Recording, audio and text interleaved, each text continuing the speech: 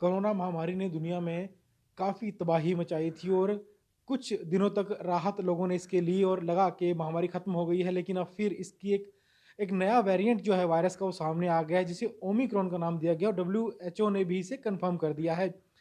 ये जो नया वेरिएंट है, ये कितना खतरनाक है और किस हद तक बढ़ सकता है? क्या लॉकडाउन लगाने की स्थिति फिर से आ सकती है? इन सब सवालों को लेकर हमारे साथ चंडीगढ़ पीजीआई के स्कूल ऑफ पब्लिक हेल्थ के प्रोफेसर सोनू गोयल मौजूद हैं। इनसे बात करते हैं। सर, जो नया वेरिएंट आया है, लोगों में एक बार फिर से डर का माहौल पैदा हो गया और लोग समझ नहीं पा रहे हैं कि आखिर ये वेरिएंट कितना खतरनाक है, किस तरह से बचा जाए और डर जो है वो लगातार बढ़ता जा रहा है, कहीं पहले वाले हालात ना हो जाएँ।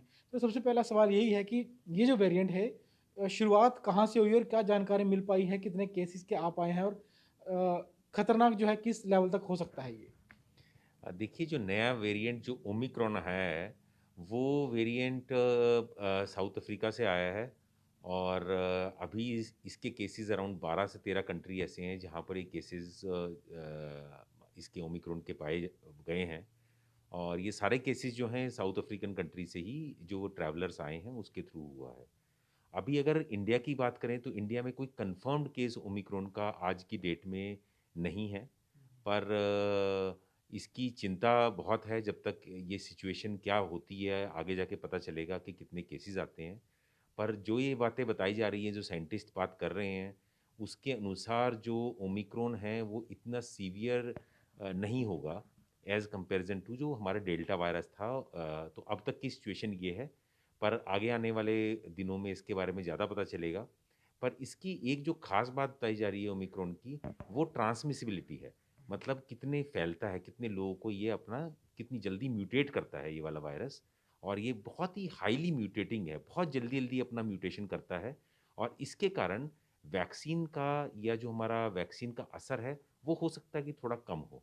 पर ये भी बात हमारे एक्सपर्ट्स बता रहे हैं कि जो वैक्सीन है, जो बनाई गई हैं, वो बहुत सारे वायरसेस के लिए जो इसके अगर म्यूटेंट लें, तो उनके अगेंस्ट काफ़ी हद तक असरदार होगी।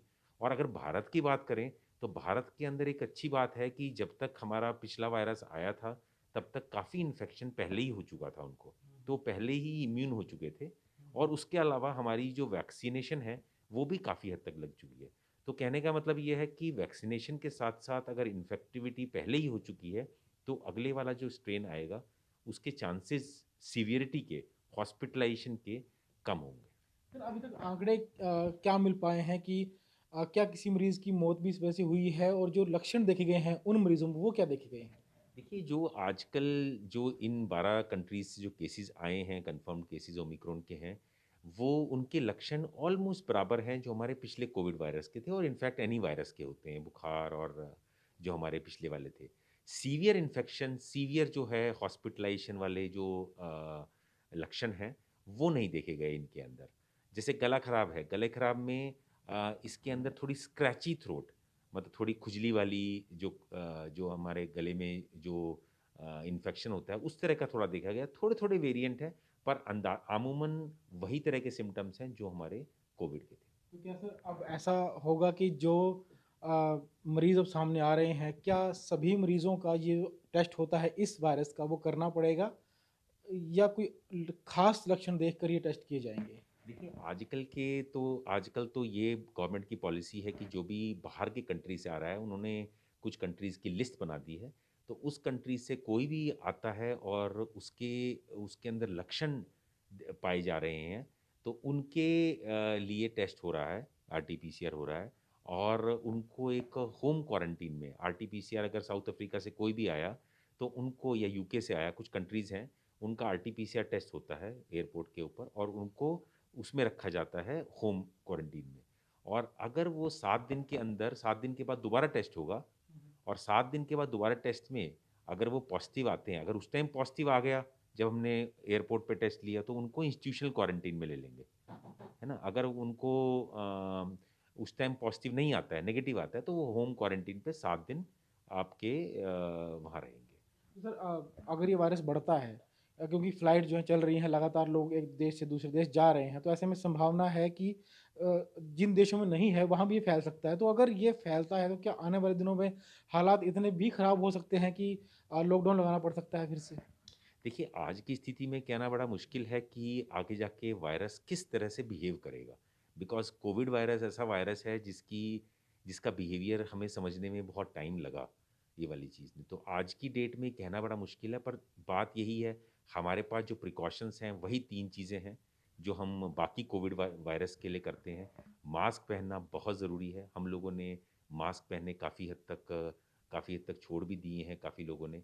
तो मास्क पहनना बहुत ज़रूरी है, हाथ साफ़ करना बहुत ज़रूरी है और सोशल डिस्टेंसिंग बहुत ज़रूरी है। 3 ये हमारे जो मंत्र हैं, इसको पालन करेंगे अगर, तो हमारी जो इन्फेक्टिविटी है, वो भी कम होगी क्योंकि इसकी इन्फेक्टिविटी बहुत ज़्यादा है। इन्फेक्शंस होने के चांसेस बहुत ज़्यादा हैं। सर एक आखिरी सवाल ये भी है कि जैसे बहुत से लोगों ने पहली डोज तो लगवा ली थी कोविड के डर से, लेकिन जब बाद में थोड़ा लहर कम हुई, उसके बाद उन्होंने दूसरी डोज नहीं लगवाई। उन्होंने कहा कि शायद अब ज़रूरत नहीं पड़ेगी, तो उन लोगों के लिए क्या कहना है? देखिए, मैं तो यही बोलूँगा as a public health expert कि जिन लोगों ने सेकंड डोज़ नहीं लगाई हैं, वो बहुत ज़्यादा रिस्क में हैं एज़ कंपैरिज़न टू दोज़ कि जिन्होंने दोनों डोज़ लगा ली हैं। तो जिन्होंने नहीं डोज़ लगाई हैं, उनसे मैं आग्रह करूँगा कि वो डोज़ लगाएँ, इमीडिएटली जाके हॉस्पिटल में डोज़ लगाएँ। जिन्होंने एक ही डोज़ लगाई हैं, तो मैं उनसे आग्रह करूँगा कि वो 2 दूसरी डोज़ भी अपनी लगाएँ। उनसे उनके इन्फेक्टिविटी के चांसेज़, और अगर इन्फेक्शन हो भी जाता है, तो सीवियरिटी ऑफ इन्फेक्शन के चांसेज़ कम हैं, बनस्पत उनके जिनकी 1 डोज़ लगी है, जिसकी दोनों डोज़ लगी है।